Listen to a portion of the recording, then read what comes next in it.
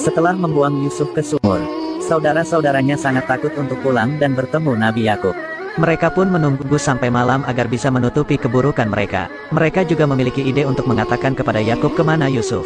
Mereka akan mengatakan bahwa Yusuf dimakan oleh serigala, dan pakaiannya dilumuri darah kambing, agar terlihat dia memang dimangsa oleh serigala. Saat mereka sampai di Kanaan, semua keluarga ternyata sudah menunggu kehadiran mereka, dan Yakub sangat mencemaskan Yusuf. Ketika anak-anak yang datang sambil berpura-pura menangis, Yakub menyadari bahwa Yusuf tidak ada di antara mereka, lalu ia pun jatuh pingsan. Saat sudah sadar, Yakub bertanya kepada Yahuda, apa yang sebenarnya terjadi. Yahuda dan Samun menceritakan, jika Yusuf dimangsa oleh segerombolan serigala saat mereka sedang menggembala kambing.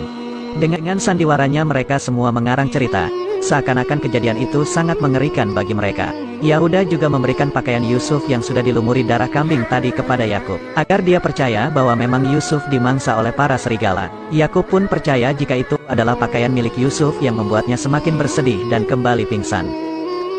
Tak berselang lama, saat Yakub sudah sadar, dia mulai curiga terhadap anak-anaknya, jika cerita yang mereka ceritakan itu telah dibuat-buat, karena menurutnya serigala yang memangsa Yusuf sangat baik hati. Karena para serigala itu memangsa Yusuf tanpa mencabik-cabik pakaiannya. Seketika mereka pun terdiam mendengar perkataan ayahnya itu. Zulfa pun kembali mengingatkan mimpi Yakub tentang seorang anak yang diserang kawanan serigala waktu itu. Tapi Yakub tidak percaya kalau Yusuf diserang oleh kawanan serigala, karena bajunya saja tidak ada yang robek sedikit pun. Yahuda dan Samun merasa aneh kenapa pakaiannya masih utuh, dan masih berpura-pura tidak tahu apa yang telah terjadi. Yakub memang tidak tahu apa yang sebenarnya terjadi, tapi dia memperingatkan kepada anak-anaknya, karena mereka telah dikuasai oleh hawa nafsu. Dan dalam peristiwa ini setan telah menghantui mereka semua. Setelah Yakub pergi, mereka mulai cekcok, karena Yakub tidak mempercayai perkataan mereka semua. Mereka juga akan terus bersandiwara sampai ayahnya bisa percaya apa yang mereka katakan tadi. Sementara itu di sumur, Yusuf didatangi oleh malaikat wahyu yaitu Jibril. Yusuf kaget melihat sosok malaikat Jibril dan menanyakan siapakah dirinya. Lalu Jibril mengatakan bahwa dia adalah utusan Allah, untuk menemani dan membuat hati Yusuf tenang. Yusuf langsung menceritakan kejahatan saudara-saudaranya sampai dia babak belur kepada Jibril. Jibril pun mengatakan dengan izin Allah, luka di tubuh Yusuf semuanya sudah sembuh. Yusuf kembali pertanyaan bagaimana cara mengobati luka hatinya yang telah dizolimi oleh para saudaranya. Tapi dia tidak ingin saudara-saudaranya itu dihukum karena dia sangat menyayangi mereka semua. Yusuf hanya bingung kenapa para saudaranya tidak menyukainya, dan apa salahnya kepada mereka. Jibril menjelaskan, setelah peristiwa ini kelak keturunan Bani Israel juga akan melakukan hal yang sama kepada keturunan Nabi, bahkan sampai membunuhnya. Semua Nabi akan mendapatkan perlakuan buruk dari mereka ini. Makanya keturunannya nanti akan disebut Bani Israel. Itulah yang Yusuf takutkan. Kelak ia juga menginginkan agar mereka segera bertaubat kepada Allah. Jibril langsung menjawab perkataan Yusuf, jika nantinya dialah yang akan memaksa para saudaranya untuk bertobat. Setelah waktu yang cukup lama, Yusuf nantinya akan berkuasa atas mereka dan membuat mereka menyesali semua ini. Sebelum pergi, Jibril mengatakan kepada Yusuf kalau dia harus terbiasa menjalani banyak kesulitan. Keesokan harinya, semua warga Kanaan dan keluarga Yakub mencari Yusuf di sekitar ladang gembala yang biasa mereka tempati. Saat beberapa warga mereka di sumur Yusuf, malaikat Jibril kembali datang kepada Yusuf dan menyuruh Yusuf untuk tidur, karena Allah berkehendak lain jika Yusuf belum boleh bangun dan kembali ke ayahnya Nabi Yakub. Tapi saat saudara-saudaranya mendatang Yusuf, dia pun terbangun dan mengatakan jika dia baik-baik saja, hanya saja dia merasa lapar. Lavi yang membawa bekal langsung memberikannya makanan, dan menceritakan keadaan ayahnya yang terus bersedih karena kehilangan Yusuf. Singkat cerita, ada sekelompok khilafah atau pedagang sedang berada di sekitar sumur Yusuf.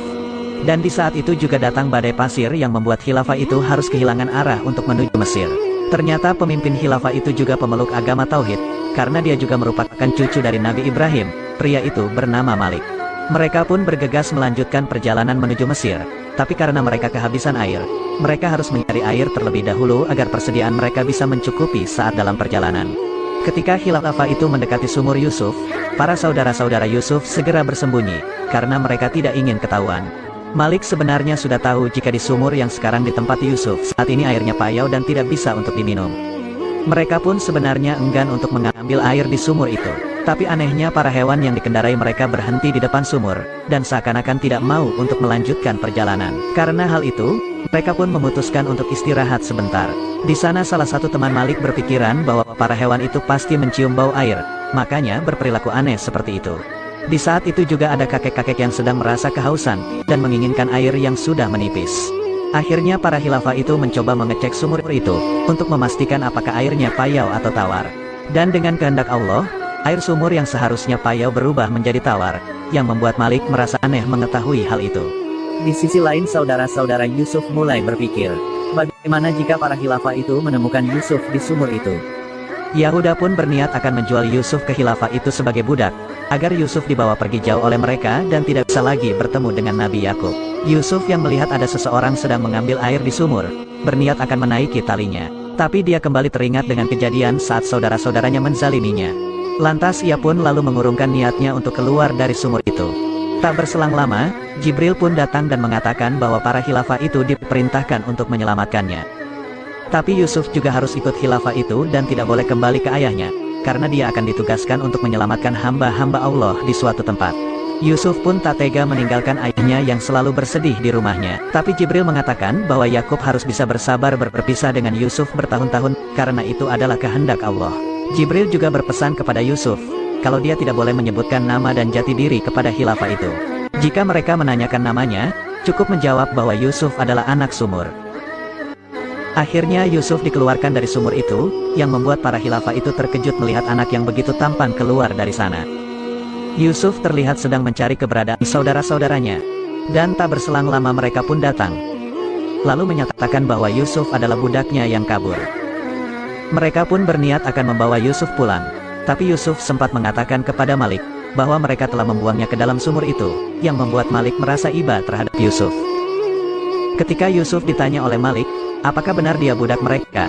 Yusuf hanya menjawab bahwa mereka punya kekuasaan atas dirinya dan penanggung jawab urusannya. Hal itu membuat Malik berpikir bahwa jawaban Yusuf memiliki beberapa arti, dan tidak akan mengembalikan Yusuf kepada mereka. Yahuda pun berniat akan merebut Yusuf secara paksa, namun hal itu langsung dicegah oleh Lavi yang lalu menawarkan untuk menjual Yusuf kepada Malik. Malik pun merasa aneh, kenapa mereka begitu cepat berubah pikiran. Lavi pun mengatakan bahwa mereka sudah lelah harus selalu mencari kemana Yusuf pergi. Mereka pun saling berunding, dan akhirnya mendapatkan sebuah kesepakatan untuk menjual Yusuf. Mereka juga meminta agar membawa Yusuf pergi sejauh mungkin, agar dia tidak bisa kembali lagi. Yahuda lalu mengancam Yusuf, jika dia kembali lagi ke Kanaan, maka dia akan langsung membunuhnya. Mereka juga mendatangani sebuah bukti transaksi penjualan budak, agar nantinya Yusuf bisa dijual kembali oleh Malik. Sebelum pergi, Lavi mengatakan kepada Yusuf, bahwa para khilafah ini lebih baik dari mereka, dan menyuruh Yusuf untuk pergi bersama khilafah itu. Yusuf mengatakan bahwa ini semua memang sudah kehendak Allah, jika dia harus ikut bersama para khilafah ini. Dia malah lebih khawatir jika Lavi dan saudara-saudara lainnya tidak diampuni oleh Allah. Yusuf juga meminta Lavi untuk menjaga adiknya Benyamin di rumah. Setelah itu Yusuf pun pergi